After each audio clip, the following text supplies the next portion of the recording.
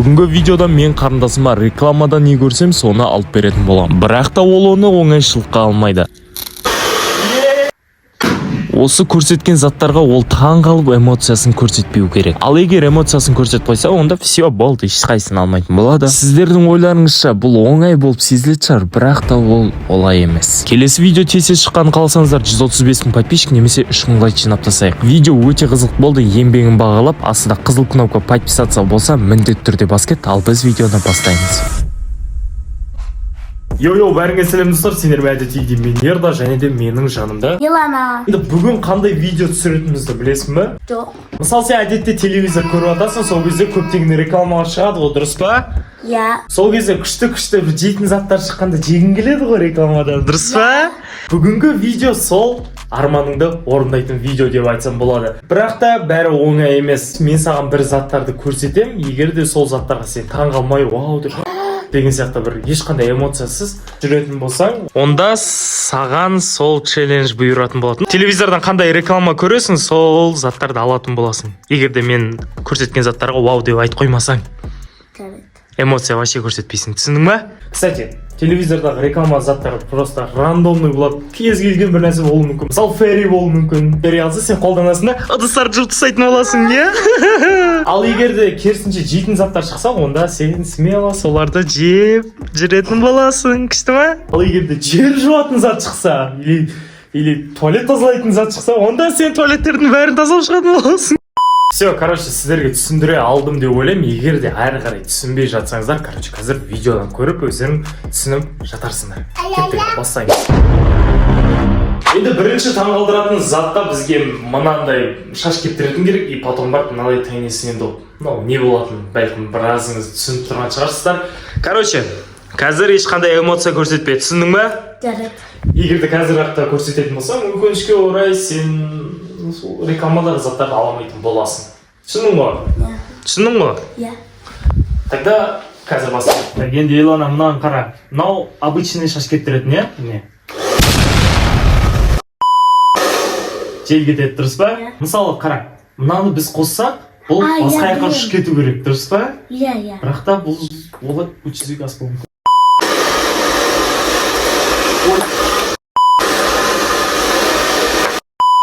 Мен осылай ұстап, қозғалтпауым керек сияқты.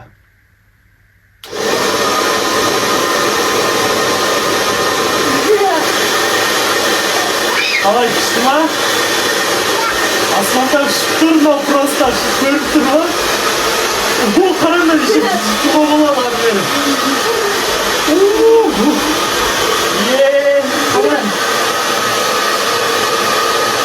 Тоқтаңдар. Стоп. Сен мына жерде күліп қойдың емес па? Мен екінші. Жарайды, енді күлгенді ала салайық, по-любому енді. Ондаған соң күледі ғой адам. А вот таңғалуға болмайды. Сен таңғалдың ба? Точно? Білмеймін енді. Комментке жазып кетіңдер. Қарындасым таңғалды ма, таңғалған жоқ па, мен білмей отырмын. Өйткені мен видеоны қайталап қараған жоқпын. Так что комментке жазып кетіңіздер. Егер таңғалған болса, онда мен рекламадан алған заттардың бәрін алып алатын болам. Жарай ма? Таңғалған жоқсың ғой? Жоқ. Ладно. Короче, біріншісі осылай болды, енді келесіне қарай кеттік. Ал енді мына екінші көрсететін затқа бізге мынандай бір лимонның кусогы керек, и потом барып мынандай бір шарик керек. Бұны да, скорее всего, біразларыңыз білесіздер, либо білмейсіздер, білмеймін, короче. Ал енді Елана дайынсың ба көруге? Точно? Күлуге бола ма? Күлуге жарайды, болады. А вот таңғалуға, сағаға қалай сенің анау-мынау деп айтуға болмайды, түсінің ғой? Егер де біз бұл шарикті жару үшін инемен немесе қатты қыссақ қана жарылады ғой, е? Ал осы жолы біз қалай жарамыз білесің бе? Дайынсың ба? Жармайды.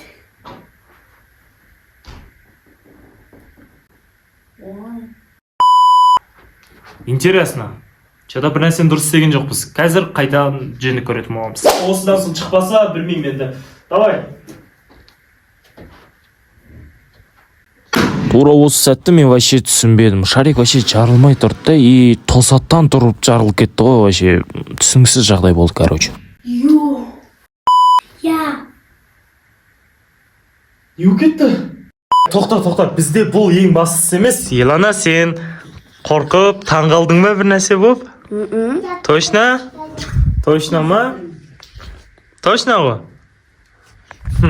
Ладно. Тогда біз келесіне қарай кеттік.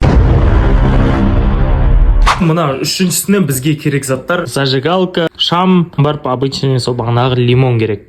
Не істейтінімізді білесің ба? Короче, былай істейміз. Шамды жағамыз отпен, лимонды... Ой, неге шашырамай отыр? Егерде мен қателеспесем, негізі лимонды осылай қысқанда, типа, чуть-чуть кішкене шашырайды да, шашырағандары отқа келеді да, отты біраз күйдіріп жандырған сияқты болу керек, бірақ та өкінішке орай білмеймін, нағып жүзеге аспай жатқан. Короче, тағы көреміз, білмеймін, аспаса. Төртіншісі бар, если төртіншісінен де таңғалмай өтетін болсаң, айтқанды орындап нормально өтетін болсаң, онда сен рекламадан шыққан 5 рекламаны, алғашқы шыққан 5 рекламаны алатын боласың. 5 нәрсені ойлаш. Ал біз кеттік. Енді бұл ойдағыдай шықпай қалды, но жоқтан бар жақсы, чуть-чуть болса да бір нәрсе бар да. Көрдің бе?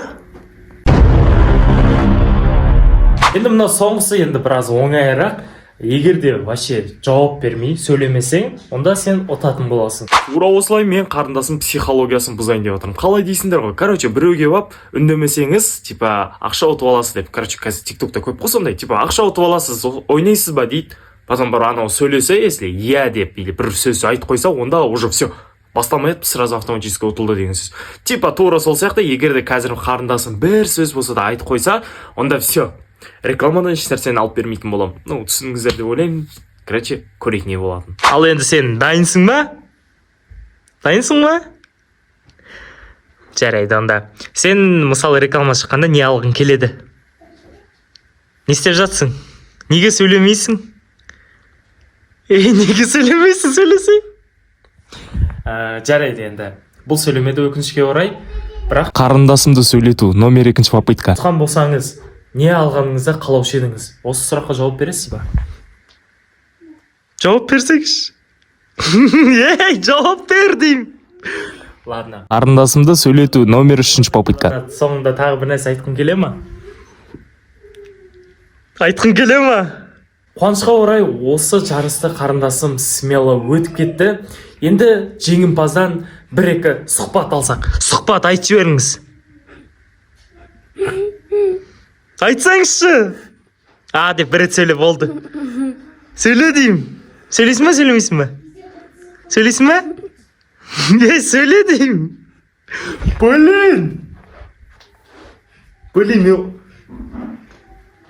Блин, мен ойлағандарым жүзеге аспай жатыр. Ладно, все. Жарайды, сөйлей берсең болады. Сөйлемейді. Ладно, болды. Мен ұтылдым.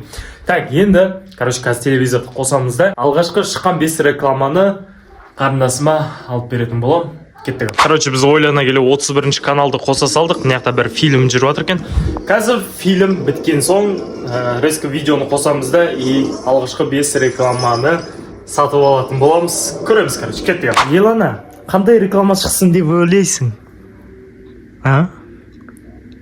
Айтсай? Білмеймін, маған бір сөйлемей отыр бар ғой. Ұтылып қаламын деп ойлап отыр ғой. Так, ладно, сөйлемесең сөйлемей қой. Но главный нормальный заттар шықса екен деп тілемеймін. Бізде реклама басталды, енді бірінші реклама, білмеймін, қазір көреміз. Не бұл? Так, Банаква? Неужели? Оны шкем. Банаква! Біріншісін ал Банаква. Біріншісін просто су алып беретін болам, Банаква дегенді. Ал енді келесі қандай болады екен? Не? Орео алып бере. Ладно, тағы 3 реклама бар. Мынау үшіншісі. Бұл не? Бұл не нәрсе? Чудо шоколады. Ё-моё, не бөле? Майонез екен. Біз не есептейміз. Бір реклама қалқапты, оказывается. И қазір недавно Фантаның рекламасы өтіп кетті. Мен оны түсіріп үлгермедім. Мынаяқта кино басылып кетті. Так что мен 5-шісін Фанта алып бере салатын болады. Короче, біз енді супермаркетке келдік. Вот мен жанында қарындасым и алайын деп жатыр. Так, Банаква қай жерде? Все. Вот банаква. Ой, фанта. Енді бізге майонез керек. Майонездер қайда екен? Топтай отыр. Так. Чурелана былай бер. А, жоқ. Чудо алып алайық бірінші. 3 желания, надо 3 желания. Ой, мне.